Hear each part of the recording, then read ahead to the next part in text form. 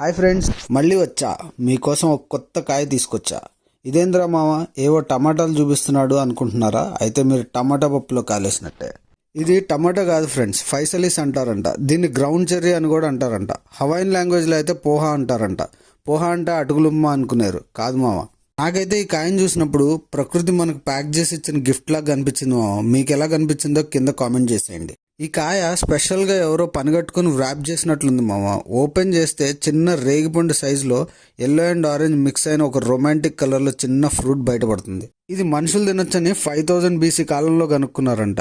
Taste అయితే కాస్త రేగిపండు కాస్త గ్రేప్ కలిసిన ఒక రకమైన పులుపు ఉంది. తినడానికైతే అంత సూపర్గా ఏం లేదు, కానీ ట్రై మాత్రం చేయాలి మామ ఒక్కసారైనా. ఎందుకంటే ఇందులో చాలా న్యూట్రిషన్స్ ఉన్నాయంట. ఇందులో విటమిన్ సి ఉందంట, యాంటీ ఆక్సిడెంట్ ఉందంట, ఫైబర్ ఉందంట, పొటాషియం ఉందంట, విటమిన్ ఏ ఉందంట, ఐరన్ ఉందంట, కాల్షియం ఉందంట, థైమిన్ ఉందంట, రిబోఫ్లావిన్ ఉందంట, ఇంకా ఫాస్ఫరస్ ఉందంట. ఇంత చిన్న కాయలో ఇన్ని ఉన్నాయంటే వామ్మో నమ్మలేకపోతున్నా. దొరికితే మాత్రం తప్పకుండా కొని తినేసి టేస్ట్ చూసేయండి ఫ్రెండ్స్. ఇగో ఇలాంటి ఇంట్రెస్టింగ్ ముచ్చట్ల కోసం ఛానల్ సబ్స్క్రైబ్ చేయొచ్చు కదా. కింద గంట కూడా ఉంటుంది, గట్టి కొట్టేసేయండి ఫ్రెండ్స్.